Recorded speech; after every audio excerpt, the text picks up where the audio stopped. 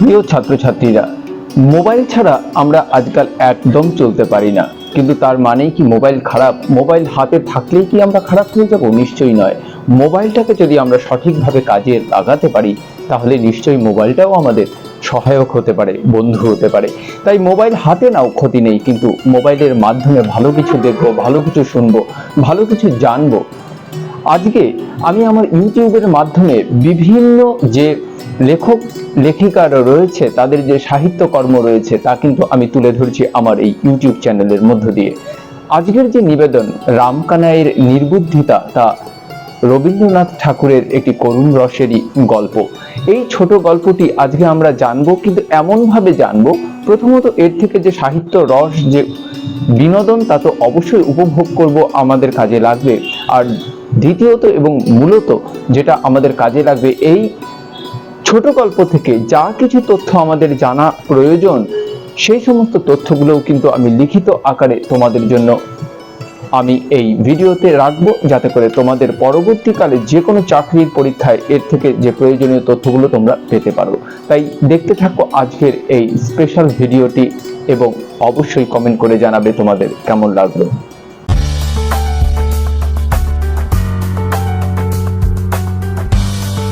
রামকানাইয়ের নির্বুদ্ধিতা। যাহারা বলে গুরুচরণের মৃত্যুকালে তাহার দ্বিতীয় পক্ষের সংসারটি অন্তপুরে বসিয়া তাস খেলিতেছিলেন, তাহারা বিশ্ব নিন্দুক, তাহারা তিলকে তাল করিয়া তোলে। আসলে গৃহিণী তখন এক পায়ের উপর বসিয়া দ্বিতীয় পায়ের হাঁটু চিবুক পর্যন্ত উত্থিত করিয়া কাঁচা তেঁতুল, কাঁচা লঙ্কা এবং চিংড়ি মাছের ঝাল চচ্চড়ি দিয়া অত্যন্ত মনোযোগের সহিত পান্তা ভাত খাইতেছিলেন। বাহির হইতে যখন ডাক পড়িল, তখন স্তূপাকৃতি চর্বিত ডাঁটা এবং নিঃশেষিত অন্য পাত্রটি ফেলিয়া গম্ভীর মুখে কহিলেন, দুটো পান্তা ভাত যে মুখে দেব, তারও সময় পাওয়া যায় না। এদিকে ডাক্তার যখন জবাব দিয়া গেল, তখন গুরুচরণের ভাই রামকানাই রোগীর পার্শ্বে বসিয়া ধীরে ধীরে কহিলেন, দাদা, যদি তোমার উইল করিবার ইচ্ছা থাকে তো বলো। গুরুচরণ ক্ষীণস্বরে বলিলেন, আমি বলি, তুমি লিখিয়া লও। রামকানাই কাগজ কলম লইয়া প্রস্তুত হইলেন। গুরুচরণ বলিয়া গেলেন, আমার স্থাবর অস্থাবর সমস্ত বিষয় সম্পত্তি আমার ধর্মপত্নী শ্রীমতী বরদা সুন্দরীকে দান করিলাম। রামকানাই লিখিলেন, কিন্তু লিখিতে তাহার কলম সরিতেছিল না। তাহার বড় আশা ছিল, তাহার একমাত্র পুত্র নবদ্বীপ অপুত্রক জ্যাঠামশাইয়ের সমস্ত বিষয় সম্পত্তির অধিকারী হইবে। যদিও দুই ভাইয়ে পৃথগণ্য ছিলেন, তথাপি এই আশায় নবদ্বীপের মা নবদ্বীপকে কিছুতেই চাকরি করিতে দেন নাই এবং সকাল সকাল বিবাহ দিয়াছিলেন, এবং শত্রুর মুখে ভস্য নিক্ষেপ করিয়া বিবাহ নিষ্ফল হয় নাই। কিন্তু তথাপি রামকানাই লিখিলেন এবং সই করিবার জন্য কলমটা দাদার হাতে দিলেন।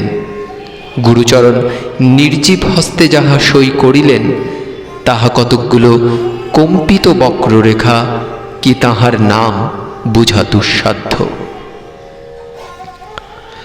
পান্তা ভাত খাইয়া যখন স্ত্রী আসিলেন, তখন গুরুচরণের বাক্রোধ হইয়াছে দেখিয়া স্ত্রী কাঁদিতে লাগিলেন।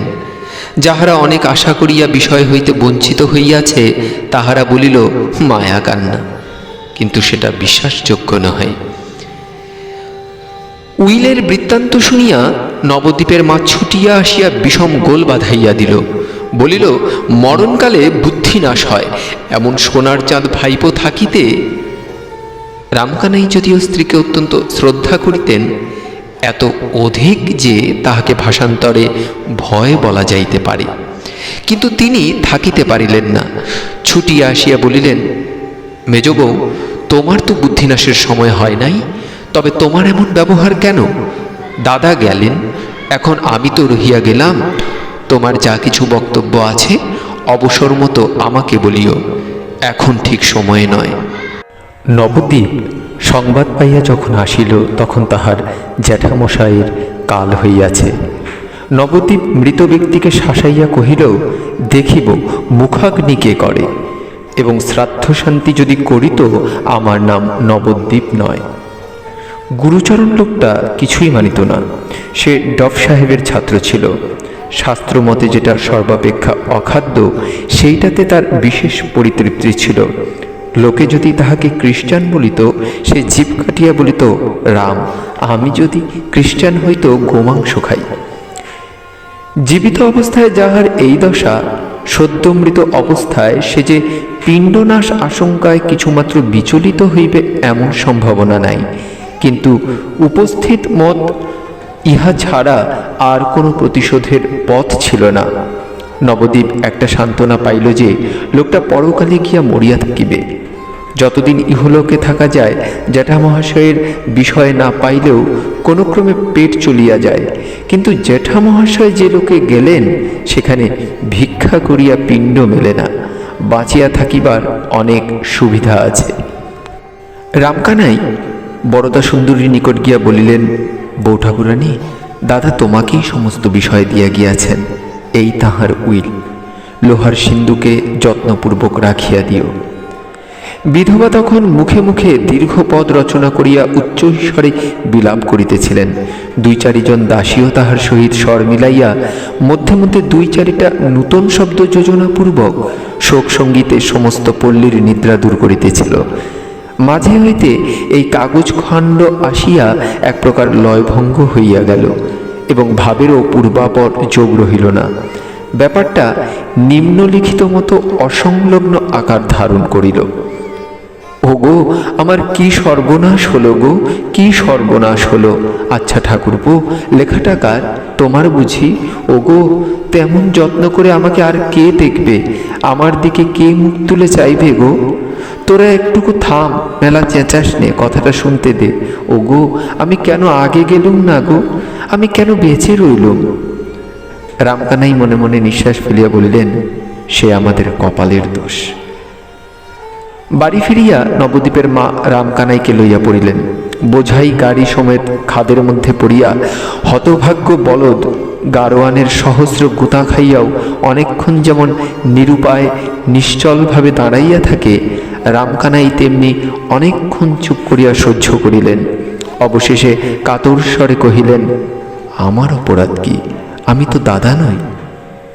নবদ্বীপের মা ফোঁস করিয়া উঠিয়া বলিলেন, না, তুমি বড় ভালো মানুষ, তুমি কিছু বোঝো না। দাদা বললেন লেখো, তাই ভাই অমনি লিখে গেলেন। তোমরা সবাই সমান। তুমিও সময়কালে ওই কীর্তি করবে বলে বসে আছো। আমি মলেই কোন পোড়ার মুখী ডাইনিকে ঘরে আনবে, আর আমার সোনার চাঁদ নবদ্বীপকে পাথারে ভাসাবে। কিন্তু সেজন্যে ভেবো না আমি শিগগির মরছি নে। এইরূপে রামকানাইয়ের ভাবী অত্যাচার আলোচনা করিয়া গৃহিণী উত্তরোত্তর অধিকতর অসহিষ্ণু হইয়া উঠিতে লাগিলেন। রামকানাই নিশ্চয় জানিতেন, যদি এই সকল উৎকট কাল্পনিক আশঙ্কা নিবারণ উদ্দেশ্যে ইহার তিলমাত্র প্রতিবাদ করেন, তবে হিতে বিপরীত হইবে। এই ভয়ে অপরাধীর মতো চুপ করিয়া রহিলেন। যেন কাজটা করিয়া ফেলিয়াছেন, যেন তিনি সোনার নবদ্বীপকে বিষয় হইতে বঞ্চিত করিয়া তাহার ভাবী দ্বিতীয় পক্ষকে সমস্ত লিখিয়া দিয়া মরিয়া বসিয়া আছেন। এখন অপরাধ স্বীকার না করিয়া কোনো গতি নাই। ইতিমধ্যে নবদ্বীপ তাহার বুদ্ধিমান বন্ধুদের সহিত অনেক পরামর্শ করিয়া মাকে আসে বলিল, কোনো ভাবনা নাই, এ বিষয় আমিই পাইব। কিছুদিনের মতো বাবাকে এখান হইতে স্থানান্তরিত করা চাই। তিনি থাকিলে সমস্ত ভণ্ডুল হইয়া যাইবে। নবদ্বীপের বাবার বুদ্ধিশুদ্ধির প্রতি নবদ্বীপের মার বিন্দু মাত্র শ্রদ্ধা ছিল না, সুতরাং কথাটা তার যুক্তিযুক্ত মনে হইল। অবশেষে মার তাড়নায় এই নিতান্ত অনাবশ্যক নির্বোধ কর্মনাশা বাবা একটা যেমন তেমন ছল করিয়া কিছুদিনের মতো কাশীতে গিয়া আশ্রয় লইলেন। অল্পদিনের মধ্যেই বরদা সুন্দরী এবং নবদ্বীপচন্দ্র পরস্পরের নামে উইল জালের অভিযোগ করিয়া আদালতে গিয়া উপস্থিত হইল। নবদ্বীপ তাহার নিজের নামে যে উইলখানি বাহির করিয়াছে তাহার নাম সহি দেখিলে গুরুচরণের হস্তাক্ষর স্পষ্ট প্রমাণ হয়। উইলের দুইজন নিঃস্বার্থ সাক্ষীও পাওয়া গিয়াছে। বরদা সুন্দরীর পক্ষে নবদ্বীপের বাপ একমাত্র সাক্ষী এবং সহি কাহারও বুঝিবার সাধ্য নাই। তাহার গৃহপোষ্য একটি মামাতো ভাই ছিল। সে বলিল, দিদি তোমার ভাবনা নাই, আমি সাক্ষ্য দিব এবং আরও সাক্ষ্য জুটাইব। ব্যাপারটা যখন সম্পূর্ণ পাকিয়া উঠিল তখন নবদ্বীপের মা নবদ্বীপের বাপকে কাশী হইতে ডাকিয়া পাঠাইলেন। অনুগত ভদ্রলোকটি ব্যাগ ও ছাতা হাতে যথাসময়ে আসিয়া উপস্থিত হইলেন। এমনকি কিঞ্চিত রসালাপ করিবারও চেষ্টা করিলেন। জোর হস্তে সহাস্যে বলিলেন, গোলাম হাজির, এখন মহারানীর কি অনুমতি হয়? গৃহিণী মাথা নাড়িয়া বলিলেন, নাও নাও, আর রঙ্গ করতে হবে না।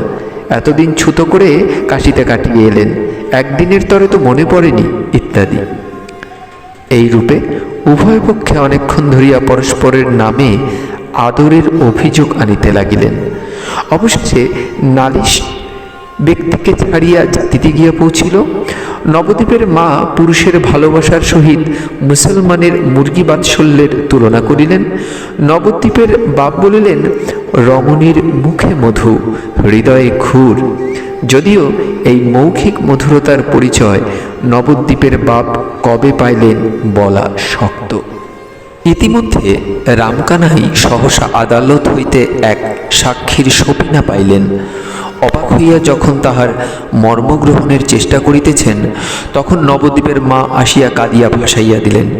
বলিলেন, হার জ্বালানি ডাকিনি কেবল যে বাছা নবদ্বীপকে তাহার স্নেহশীল জ্যাঠার ন্যায্য উত্তরাধিকার হইতে বঞ্চিত করিতে চায় তাহা নহে, আবার সোনার ছেলেকে জেলে পাঠাইবার আয়োজন করিতেছে। অবশেষে ক্রমে ক্রমে সমস্ত ব্যাপারটা অনুমান করিয়া লইয়া রামকানাইয়ের চক্ষু স্থির হইয়া গেল। উচ্চৈস্বরে বলিয়া উঠিলেন, তোরা এ কি সর্বনাশ করিয়াছিস? গৃহিণী ক্রমে নিজ মূর্তি ধারণ করিয়া বলিলেন, কেন, এতে নবদ্বীপের দোষ হয়েছে কি? সে তার জ্যাঠার বিষয় নেবে না, অমনি এক কথায় ছেড়ে দেবে? কোথা হইতে এক চক্ষু খাদিকা ভর্তার পরমায়ু হন্ত্রী অষ্টকুষ্টির পুত্রী উড়িয়া আসিয়া জুড়িয়া বসিবে? ইহা কোন সৎকুল প্রদীপ কনকচন্দ্র সন্তান সহ্য করিতে পারে? যদি বা মরণকালে এবং ডাকিনীর মন্ত্রগুণে কোনো এক মূর্হমতি জ্যেষ্ঠ তাঁতের বুদ্ধিভ্রম হইয়া থাকে, তবে সুবর্ণময় ভ্রাতুষ্পুত্র সে ভ্রম নিজ হস্তে সংশোধন করিয়া লইলে এমন কি অন্যায় কার্য হয়? হতবুদ্ধি রামকানাই যখন দেখিলেন তাহার স্ত্রী পুত্র উভয়ে মিলিয়া কখনো বা তর্জন গর্জন, কখনো বা অশ্রু বিসর্জন করিতে লাগিলেন, তখন ললাটে করাঘাত করিয়া চুপ করিয়া বসিয়া রহিলেন। আহার ত্যাগ করিলেন, জল পর্যন্ত স্পর্শ করিলেন না। এইরূপে 2 দিন নীরবে অনাহারে কাটিয়া গেল। মকদ্দমার দিন উপস্থিত হইল। ইতিমধ্যে নবদ্বীপ বরদা সুন্দরীর মামাতো ভাইটিকে ভয় প্রলোভন দেখাইয়া এমনি বশ করিয়া লইয়াছে যে সে অনায়াসে নবদ্বীপের পক্ষে সাক্ষ্য দিল। জয়শ্রী যখন বরদা সুন্দরীকে ত্যাগ করিয়া অন্য পক্ষে যাইবার আয়োজন করিতেছে তখন রামকানাইয়ের ডাক পড়িল। অনাহারে মৃতপ্রায়, শুষ্ক ওষ্ঠ, শুষ্ক রসনা বৃদ্ধ কম্পিত শীর্ণ অঙ্গুলি দিয়া সাক্ষ্য মঞ্চের কাঠগড়া চাপিয়া ধরিলেন। চতুর ব্যারিস্টার অত্যন্ত কৌশলে কথা বাহির করিয়া লইবার জন্য জেরা করিতে আরম্ভ করিলেন। বহুদূর হইতে আরম্ভ করিয়া সাবধানে অতি ধীর বক্রগতিতে প্রসঙ্গের নিকটবর্তী হইবার উদ্যোগ করিতে লাগিলেন। তখন রামকানাই জজের দিকে ফিরিয়া জোর হস্তে কহিলেন, হুজুর, আমি বৃদ্ধ, অত্যন্ত দুর্বল, অধিক কথা কহিবার সামর্থ্য নাই। আমার যা বলিবার সংক্ষেপে বলিয়া লই। আমার দাদা স্বর্গীয় গুরুচরণ চক্রবর্তী মৃত্যুকালে সমস্ত বিষয় সম্পত্তি তাহার পত্নী শ্রীমতী বরদা সুন্দরীকে উইল করিয়া দিয়া যান। সে উইল আমি নিজ হস্তে লিখিয়াছি এবং দাদা নিজ হস্তে স্বাক্ষর করিয়াছেন। আমার পুত্র নবদ্বীপচন্দ্র যে উইল দাখিল করিয়াছেন তাহা মিথ্যা। এই বলিয়া রামকানাই কাঁপিতে কাঁপিতে মূর্ছিত হইয়া পড়িলেন। চতুর ব্যারিস্টার সকৌতুকে পার্শ্ববর্তী অ্যাটর্নিকে বলিলেন, বাইজভ, লোকটাকে কেমন ঠেসে ধরেছিল। মামাতো ভাই ছুটিয়া গিয়া দিদিকে বলিল, বুড়ো সমস্ত মাটি করিয়াছিল, আমার সাক্ষ্যে মোকদ্দমা রক্ষা হয়। দিদি বলিলেন, বটে, লোককে চিনতে পারে, আমি বুড়োকে ভালো বলে জানতাম। কারাবরুদ্ধ নবদ্বীপের বুদ্ধিমান বন্ধুরা অনেক ভাবিয়া স্থির করিল, নিশ্চয়ই বৃদ্ধ ভয়ে এই কাজ করিয়া ফেলিয়াছে। সাক্ষীর বাক্সের মধ্যে উঠিয়া বুড়া বুদ্ধি ঠিক রাখিতে পারে নাই, এমনতর আস্ত নির্বোধ সমস্ত শহর খুঁজিলে মিলে না। গৃহে ফিরিয়া আসিয়া রামকানাইয়ের কঠিন বিকার জ্বর উপস্থিত হইল। প্রলাপে পুত্রের নাম উচ্চারণ করিতে করিতে এই নির্বোধ সর্বকর্মপণ্ডকারী নবদ্বীপের অনাবশ্যক বাপ পৃথিবী হইতে অপসৃত হইয়া গেল। আত্মীয়দের মধ্যে কেহ কেহ কহিল, আর কিছুদিন পূর্বে গেলেই ভালো হইত, কিন্তু তাহাদের নাম করিতে চাহি না।